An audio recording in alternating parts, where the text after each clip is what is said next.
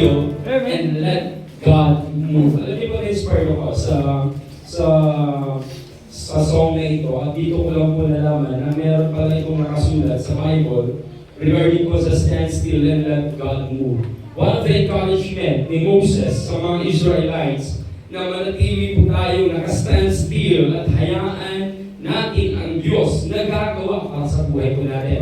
Kung yun ang paalala ni Moses sa mga Israelites, yan din po yung paalala ni Moses para po sa mga nakikinig ngayon at nagbabasa ng salita ng Panginoon. Amen? Amen. Na mga kapatid, God's plan is not always easy to understand. Sometimes, ganun tayo eh. Minsan, hindi mo alam, ano ba talaga plano ng Panginoon? Ano ba talaga ang gusto ng Diyos sa buhay natin? Bakit ka naging Kristyano? Bakit ka naging Baptist? Bakit ka inilapit ng Diyos sa lugar ng kabuyo?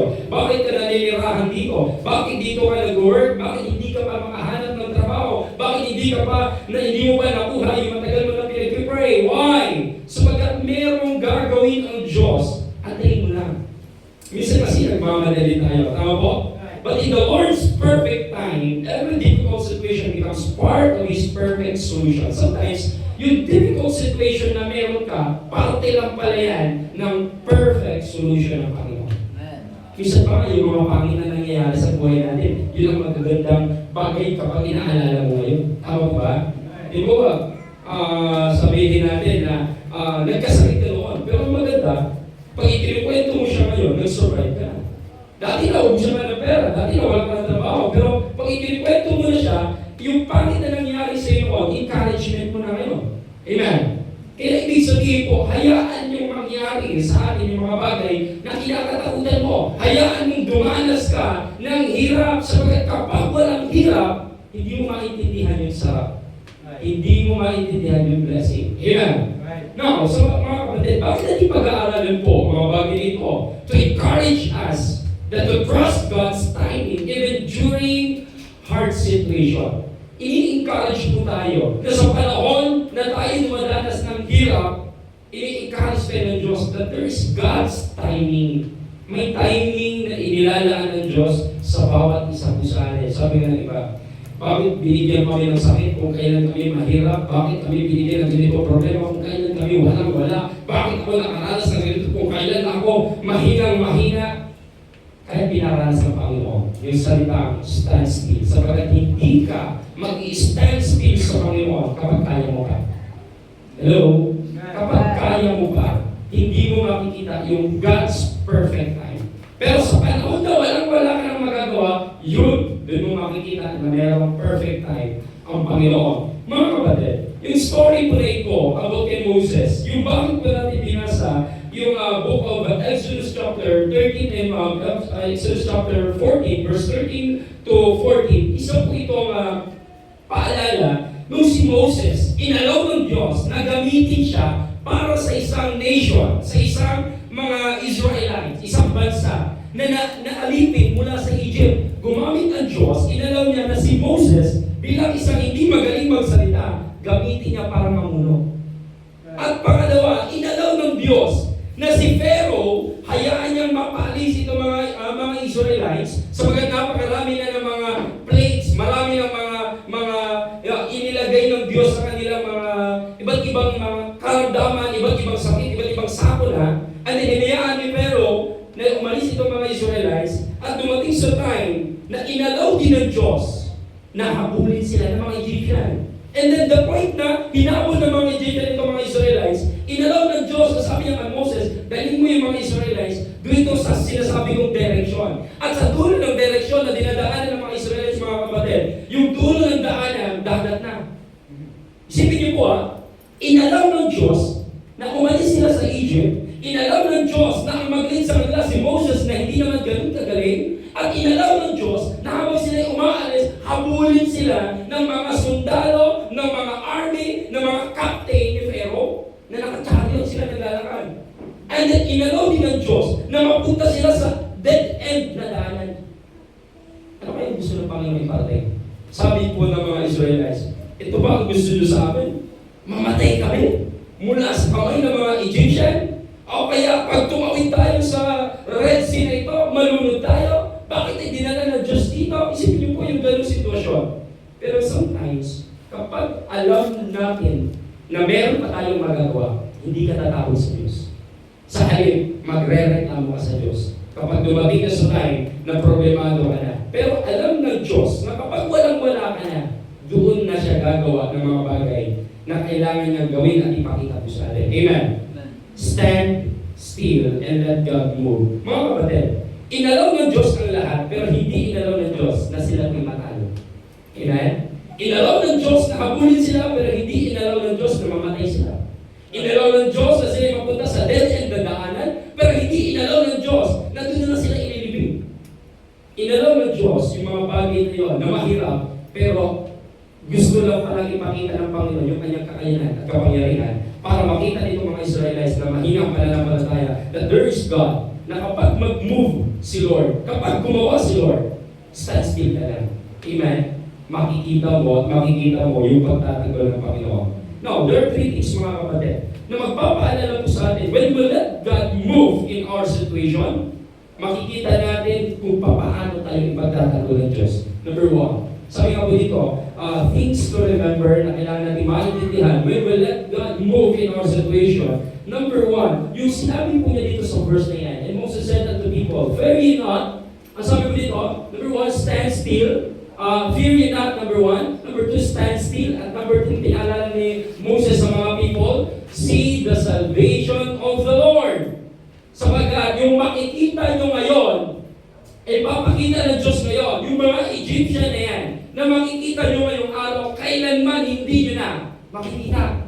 Ito mga Egyptian na yan, malaki po ang tanim yan sa mga Israel, sapagkat ito po yung maalipin sa kanila, ito yung maalipin sa kanila, at ito yung pwedeng pumatay sa kanila. Pero ang sabi ng Panginoon, ipapakita ko sa inyo ngayon, yung mga Egyptian na nakikita nyo ngayon, kailanman hindi nyo na makikita pa. Kapag ipinagkatiwala mo pala sa Panginoon, sino yung mga Egyptian sa buhay natin? Sino yung kinakatakutan mo? Sino yung nag-aalipin sa'yo? Yung problema, yung pagsubok, yung mga trials, yung mga kagipitan, yung kawalan ng kahit ano, yung mga karamdaman, tandaan po natin mga kapatid, there's God na kapag gumawa po siya, ang sasabihin ng Diyos sa'yo, yung problemang dinadanas mo ngayon, kailanman hindi mo na maranasan. Amen. Amen. Ipagkatiwala po natin. Number one, na magpapaalala po sa atin, fear ye not. Gusto mong gumawa ang Diyos sa buhay mo, huwag kang matakot. Gusto mong kumilos ng Diyos sa buhay mo, huwag kang matakot. Amen. Right. Fear ay nagpapahina po sa ating pananampalataya.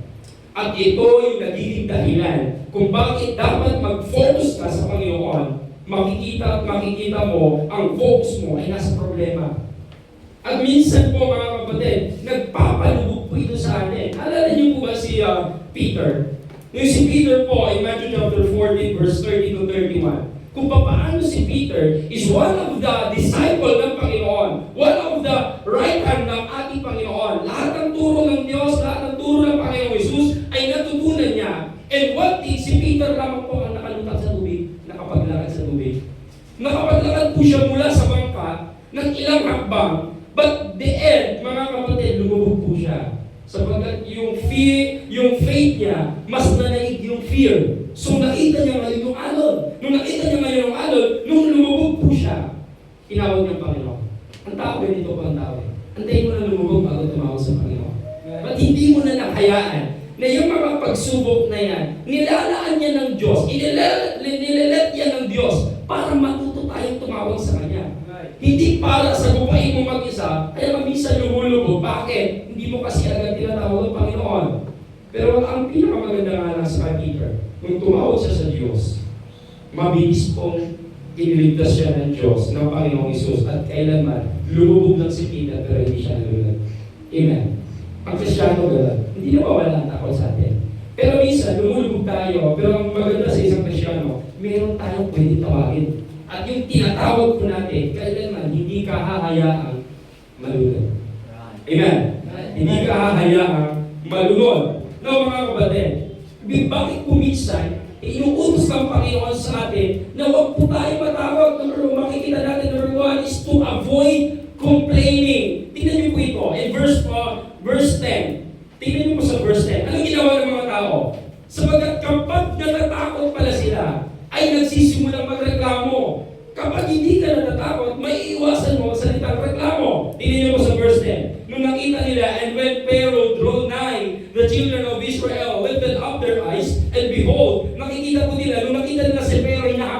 sila. Sabi po nila, nakita niya yung mga sundalo ni Pharaoh and the children of Israel, tumingala sa Panginoon, tumingin sa Panginoon na merong pangangamba, merong takot na nararamdaman. And they were sore afraid. And the children of Israel cried out unto the Lord. Alam niyo po yung iyak nila? Hindi iyak ng pananampalataya. Yung iyak nila, iyak ng takot. Yung iyak nila, iyak ng pagrereklamo. Yung iyak nila, iyak ng pagsisisi. Bakit sila sumunod sa Panginoon? Bakit sila sumunod sa kay Moses? So mga kapatid, may mga Kristiyano ganito mag-isip. Sa halip na magtiwala sa Diyos, nagrereklamo. Amen? Lord, bakit na naman kasi binigay ko sa akin problema sa kapitbahay ko na? Lord, bakit naman kasi ako pa? Meron namang iba. Di ba? Minsan ganun tayo mag-isip, di na natin makikita na minsan kaugali natin ang mga Israelites. Na kapag may problema ang nakikita, hindi nakikita ang kapangyarihan ng Panginoon. Ano ba po? Huwag kang matakot. Hindi lamang para maiwasan mo ang pagre-reklamo, huwag kang matakot para maiwasan mo rin ang salitang unthankfulness. Isipin niyo po ang mga Israelite. Takot sila na patayin sila. Hindi sila takot alipinin. Ganun sila mag-isip. How many years na sila ay nag-stay sa Egypt para alipinin, alipustahin. Even yung sila ay wala nang kakayanang mag-lead sa sarili nila sapagkat sila alipin ni Pharaoh, alipin ng mga Egyptian. Pero dito mga kapatid, in verse 11, tingnan niyo po sa verse 11, ano ginawa nito mga Israelites ito? And they said unto Moses, isipin niyo po yung leader nila, sabi nila sa leader nila, ibig sabihin ba, porket walang libingan sa Israel, sa Egypt, dinala mo kami dito, dito kami ilibing? Napakaraklamador ng mga Israelites ito, ano? Hindi nila nakita na merong mabuting ginawa ng ang Panginoon sa kanila sa pamagitan ni Moses, mga kapatid. Nilid niya ang mga Israelites from the Egypt, from the captivity of Egypt, and then inilabas sila sa captivity na yon. Hindi nila nakita yun. Ang nakita nila, nilabas sila ng Panginoon para patayin. Isipin niyo po, kapag tayo po pala ay namumuhay sa takot, kapag tayo po ay namumuhay sa pangangamba, hindi mo makikita ang kabutihan na ginawa ng Diyos sa buhay. Amen? Kapag sa tao, kahit po ang tao na kapag gumawa ng mabuti sa iyo, kapag makita nila na sila ay naghihirap, maraming nagsisisi, maraming sinisisi. Tama? Hindi nakikita mabuti ginawa ng isang tao. Ang nakikita yung maling nagagawa. Ito yung ugali ng mga Israelites. Kaya nung binasa ko ito, sabi ko, talagang ganito ang mga Kristiyano. Minsan kapag tayo natatakot, marami tayo, kapag tayo nakaranas sa problema, marami tayo sinisisi sa problema pinagdaanan natin. Hindi po ba na minsan sisihin din natin ang ating sarili kung bakit tayo nagkakaproblema? It is because of us. Hindi sa iba. Amen? So, ano tinanin mo? Ikaw ang aali eh. Yung blessing mo, ikaw lang. Pag may problema, damay-damay lahat. Di ba? Ibig sabihin po, kagaya itong mga Israelites ito, sinisila si Moses, nagreklamo sila, sabi nila, sana inayaan niya na lang kami alipinin sa Egypt, kaysa sa naman mamatay kami rito, walang magawa. Dinala mo na kami dito, para dito ilibing. Nagreklamo po sila. Alam niyo po ba? Nagsimula lamang po yun sapagkat takot sila. Nung nakita sila, ginabol sila ng Pharaoh. So mga kapatid, huwag kang matakot. Kung gusto mong gumawa sa buhay mo, huwag kang matakot. Number 3, ano ba? Fear na. Para maiwasan ang wrong decision. Sometimes, kapag tayo nangangamba, kapag tayo natatakot, minsan, ginagawa natin yung mga maling decision. Tama? Di ba? Wala kang pera. Sa halip na magsimba ka, dahil wala kang pera, kinukuha mo yung opportunity na magkapera. Halimbawa, ikaw ay gusto pumasa sa test, gusto pumasa sa exam. Dahil sa kagustuhan mo, gusto pumasa at takot kang bumagsak, namumopya. Gano'n? Sino? Bayaran lang ang tao. Sino? Pakopya naman. Ang nakakalungkot, pati pangalan mo kinopya mo, sinama mo. Ay, hindi mamumopya yun. So mga kapatid, kapag tayo po, minsan yung iba, sa kagustuhan yumaman agad, anong ginagawa? Tumatay na sa wedding. Tumatay na sa loto. Tapos tuwa kapag pinagkariyahan. Anong hinahanap? Color game. Biguhan. Lalo na kapag ang tatamaan ay motor. Sagsang bigas. Naku po, nakaupo na po yan doon. So mga kapatid, pinapasok natin yung isang masamang desisyon o pangit na desisyon kapag tayo po ay nangangamba. Kung sumusugal tayo sa maling bagay kapag tayo ay natatakot. ang gusto ng Panginoon, kapag tayo'y takot, ipagkatiwala mo sa Diyos yung kinakatakutan. Stand still and let God move. Gusto mong mawala yung kinakatakutan mo? Matutunan mo na huwag kang matakot sapagkat napakahalagang matutunan natin po na huwag tayo matakot to avoid complaining, to avoid unthankfulness, to avoid accepting a wrong decision. Ito mga Israelites, sa sobrang takot po nila, tingnan niyo po sa verse 12. Dalawa po tayo sa verse 12. Hindi ko nilagay dyan para bubuksan niyo po yung Bible mo. Now, in verse 12, ano sabi po sa verse 12? Sabi po dito, is not this the word that we did tell the Egypt? Sabi niya, di ba ito yung sinabi namin sa iyo, Moses? Nahayaan mo kami sapagkat mas gustuhin namin mag-serve sa mga Egyptian kaysa sa makita kami ng mga Egyptian or mamatay dito sa wilderness. Isipin niyo po, mas piliin nilang maalipin kaysa sa paalisin o palayain ng Panginoon.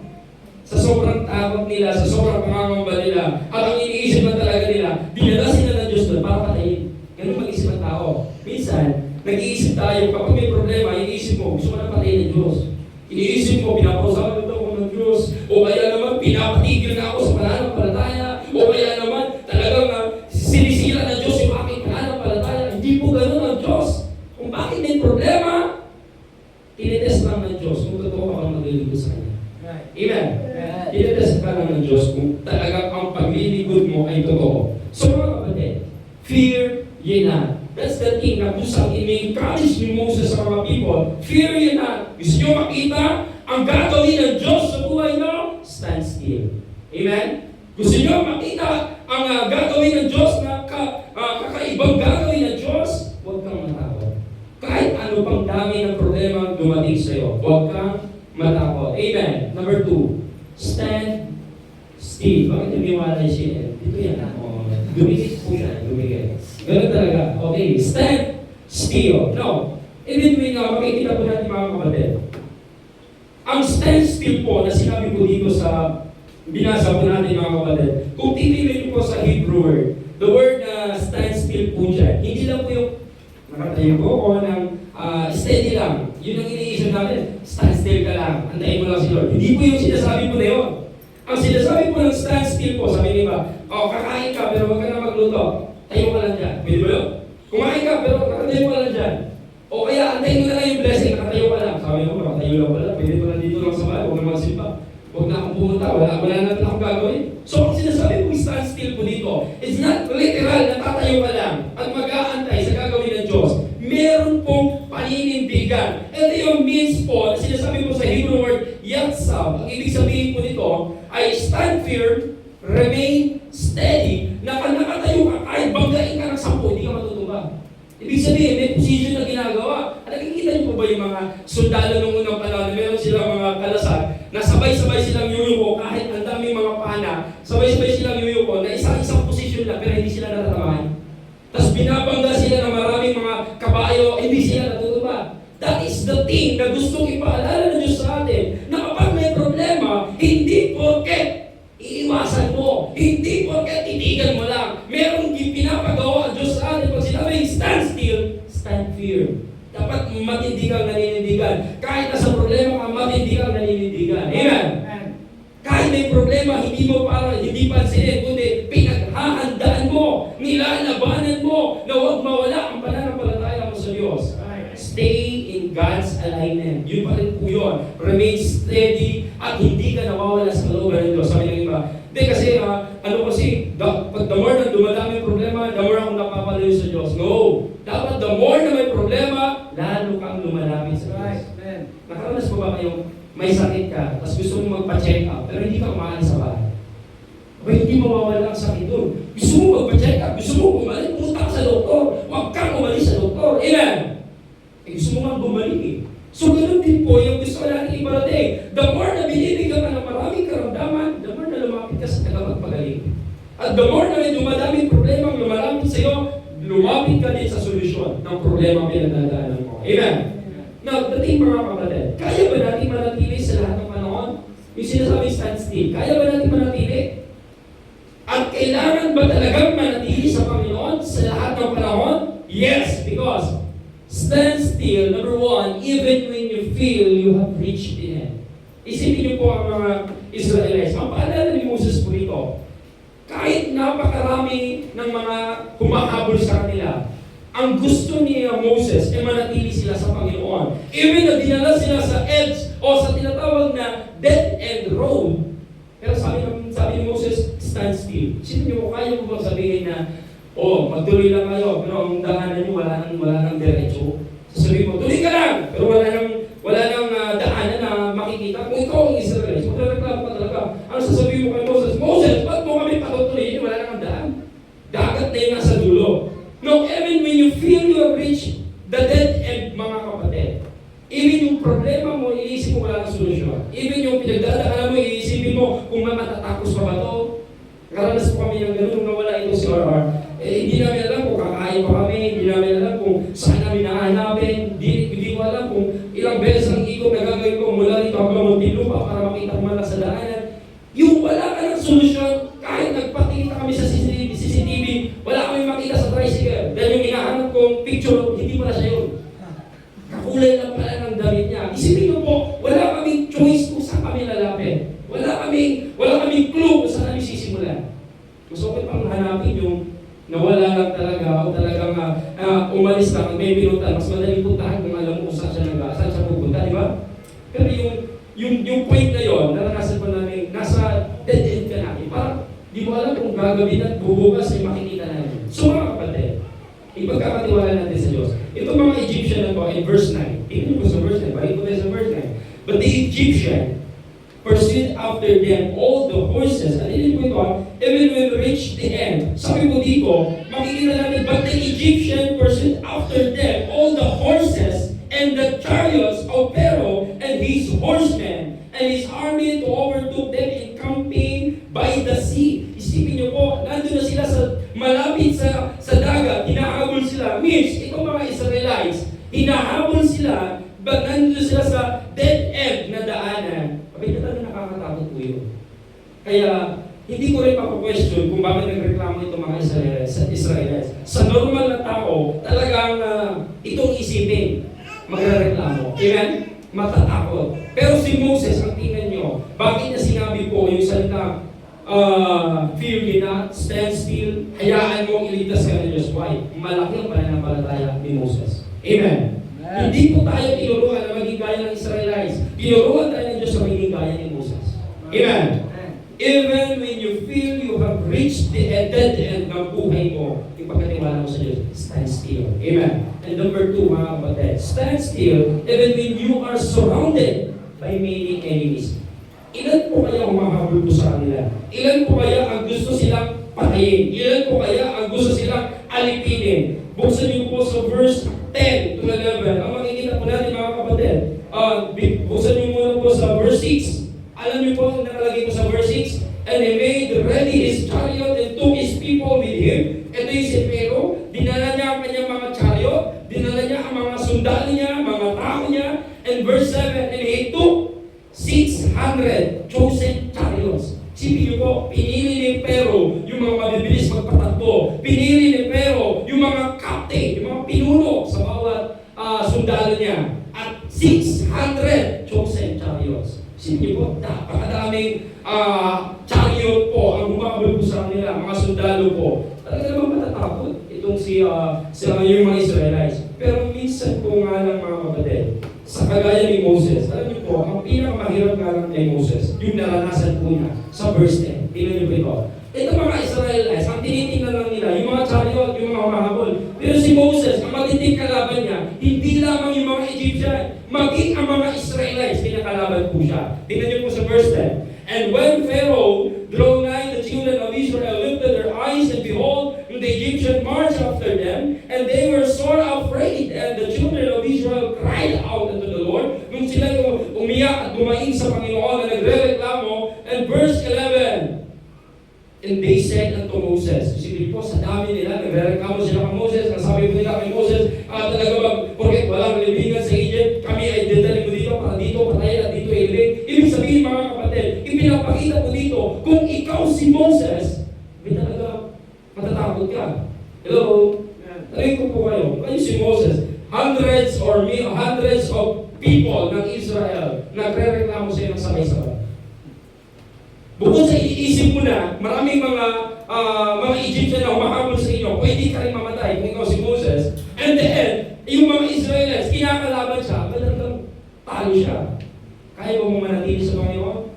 Kaya sa verse 11, makikita sa verse 15, nagkaroon po ng pagkakataon si Moses, parang nadala na po sa mga Israelites. Nadala na po siya sa kanyang sa emotion mula sa mga reklamo ng Israelites. Kaya mga kapatid, stand still even when you are surrounded by many enemies. Marami mga pumakalaban sa atin. Even hindi lamang unbeliever, kundi kahit mga believer, inaaway ka, okay lang yan. Stand still. Manatili sa paglilingkod. Amen. And stand still even when you are facing life's difficult situation. Si Moses po, tinutukoy po dito. Tinutukoy niyo po si Moses. Nung siya, sa verse 15, nung siya inireklamuhan ng maraming mga Israelites, siguro, kung ipipicture ko si Moses, baka nagreklamo tayo sa kay Lord. Lord, tingnan niyo itong mga tao ko, Lord.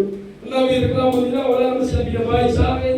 Ang dami nilang reklamo, Lord. Kala mo naman, ako din hindi pwedeng patayin. Pwede rin siya mamatay. At baka dito, umiiyak na rin si Moses. Kaya sabi ni Lord sa kanya, Uy, Moses, bakit ka umiiyak? Sabi mo, bakit ka umiiyak sa akin? Bakit ka humihibig sa akin? Sabi ni Lord. Sabi niya, sabihin mo sa mga Israel na magpatuloy. Isipin niyo po, baka minsan sa sobrang daming nare-reject sa iyo, sa sobrang daming ng people-persecute sa iyo, even ikaw, nanghihina rin. Di ba? Pero sabi ng Panginoon, Uy, andito ako. Uy, hindi kita po bayaan. So mga kapatid, lagi natin titingnan, huwag yung mga taong nami-persecute sa iyo, huwag yung mga kalaban mo, huwag yung mga taong papatay sa iyo, huwag yung mga problema nagpapahina sa iyo. Ang tingnan mo, yung Diyos na tumawag sa iyo, bakit naging Christian? Amen. So yun ang titingnan po natin, kagaya po ni Moses. God gives wisdom and direction to those who trust in Him.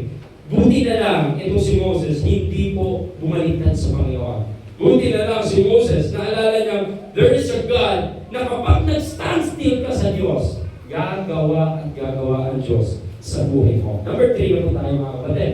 So, kung kanina nakita natin yung isang word na Ferdinand, nakita natin yung pangalawang word na stand still kung gusto mo gumawa ang Diyos sa buhay mo. Number 3, dito na po gagawa ang Diyos. Kanina, nakita natin sa Ferdinand, ito'y buhay ng mga Israelites. Dito sa stand still, ito'y buhay ni Moses. At sa pangatlong bagay mga kapatid, the salvation of the Lord, ito naman yung gagawin ng Diyos sa buhay mo.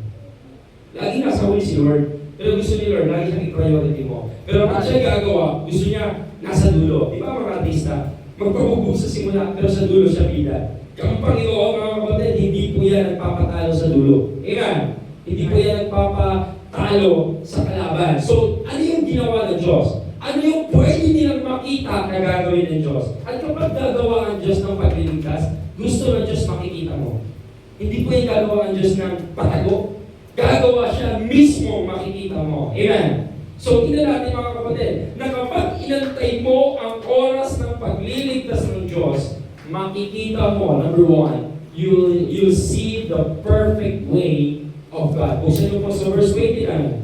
Kaya huwag po yung mawawala din sa chapter 14 na yan. Kasi nandiyan lang po umiikot yung ating pinag-aaralan. Now, verse 29. Ano po sabi sa verse 29? Nung nakita nila na gumawa na ang Diyos at kumilos na ang Diyos. So mga kapatid, sa verse 29, but the children of Israel walked upon dry land in the midst of the sea. Tingnan niyo po ha. Yung pinoproblema nilang daanan, sabi na, Lord, wala kang madadaanan, tapos gusto mo magtuloy kami, tapos gusto mo dumiretso kami sa pagkat hinahabol kami ng mga Egyptian, saan kami dadaan, Lord? Ngayon, nakita ng Diyos. Ito pala pinoproblema niyo daanan. So, hatiin ko na lang yung dagat. Tapos dumaan kayo, at hindi lamang kayo daan sa dagat, kundi daan kayo sa tuyong dagat. Isipin niyo po, baka masino ba dito, walang mga chinelas, o nilalakad sila. So, makikita, tuyong lupa, makikita natin mga kapatid, yung tuyong lupang dinaanan po nila, nagiging wall nila, yung dagat na yon. At makikita natin mga kapatid, na dumaan ng mga Israelites, nakita mismo ng kanilang mga mata. Nakita mismo ng kanilang mga generation, ng mga anak, mga apo, kung paano sila dumaan sa Red Sea na yon. So nakita nila ang pagkilos sa Panginoon. Alam ko po sa inyo, kaya ba ni Moses gawin yun na siya lang? No. Pero kaya ng Diyos. Kailan ang gagawa ng Diyos? Kapag nag-steady ka na, kapag nanampalataya ka na, kapag nagtiwala ka na sa kaya gawin ng Diyos. Amen. You will see the perfect way of God, mga kapatid. In verse 29, nakita niyo po na dumaan po sila. Ano po?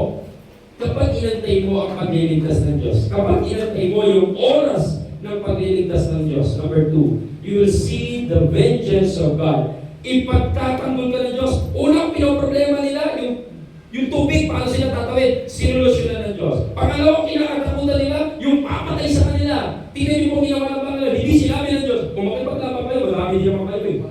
Hindi sinabi ng Diyos, sige, labanan niyo sila, makipagpatayan din kayo. Hindi po, kundi gumawa ang Diyos. In verse 30, tingnan niyo po.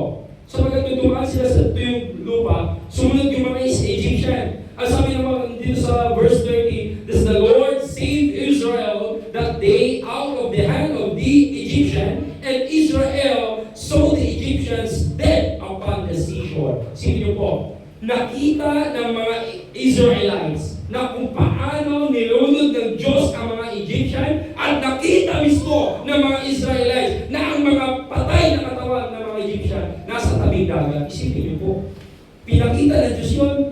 At hindi lang po na dumaan sila tapos isipin ka, patay na kayo mga Egyptian. Pinakita talaga ng Diyos. Sapagat sinabi ng Diyos kanina na hindi nyo na kailanman makikita pa ulit yung mga Egyptian na mananakop sa inyo. Hindi na kayo aanipinin ulit. Kaya pala hindi sila aanipinin, pinatay ng Diyos. Ang problema, hindi ka inilalayo lang ng Diyos. Ang problema, hindi ka lang inaalis ng Diyos, kundi ginagawa niya, sinusolusyonan niya yung problema mo. At panibagong problema ulit ang haharapin mo. Ganun kagaling ng Diyos. Amen. Kapag tayo, sasabihin ng anak mo, Mama, may dumi dito. Ang gagawin mo, dito ka lang na, huwag ka niya maglalaro, dumi yan. Di ba ganun tayo? Mama, may bato dito, may mga tinik-tinik. Huwag ka dyan na, dito ka maglaro, dito ka lang. Di ba ganun tayo? Inilalayo natin sa problema yung anak natin. Pero ang Diyos hindi. Kapag may pinoproblema ka, inaalis yung problema. Para kahit maglaro ka doon, wala ka ng problema. Hello? So ayun po ang Diyos sa atin. Kailangan makita po natin kung paano kayo pagtanggol ng Diyos. Makita natin kung paano ka ipinaglalaban ng Diyos sa maraming kaaway mo. Amen? Kaya ba? Wala nang rason para tayo gumawa ng paraan para makipag-away o gumanti. Hayaan mo ang Diyos ang gumanti. Amen? At hindi po gumanti ang Diyos. Pinapatay ang Diyos. Kaya kapag may nangaaway sa'yo, okay lang yan. Kaawaan mo yung mga nangaaway sa'yo. Bakit? Maawa ka sa kanila. Kasi baka huling pangaaway na nila yun. Kaya wala kang karapatang magtampo, magalit, o gumante. Amen? Sabagat kapag tinagtanggol ka ng Diyos, makikita mo talaga literal. Amen. And number 3, see the salvation of the Lord. Bukod sa nakita nila kung paano hinamit ng Diyos ang dagat, nakita nila kung paano sila ipinagtanggol mula sa mga Egyptian, and number 3 na nakita nila, at hindi nila ito nakita noong una. Makikita nila, you'll see the greatness of God. Kapag wala ka ng takot, kapag nag-stay ka na sa kalooban ng Diyos, kapag nagtiwala ka na sa kakayanan ng Diyos, makikita mo ang kadakilang bagay na gagawin ng Diyos sa buhay. Amen?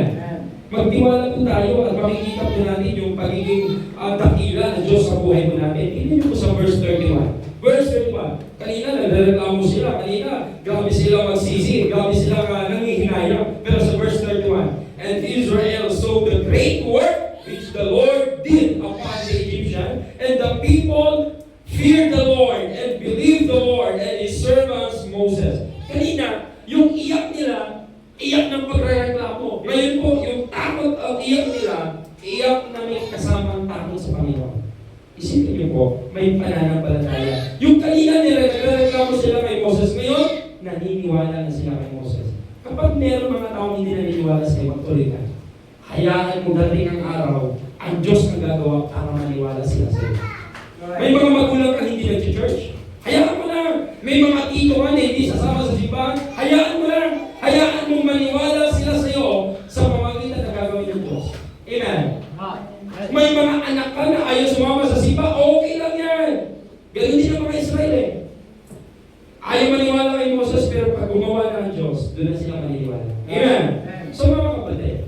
po natin that stand still and let God move. Isang paalala po sa atin na kapag nag-stand ka sa katotohanan, kapag nag-stand ka sa looban ng Diyos, kapag nag-stand ka sa kayang gawin ng Diyos, makikita mo na gagawa ang Diyos sa buhay mo. God. Amen.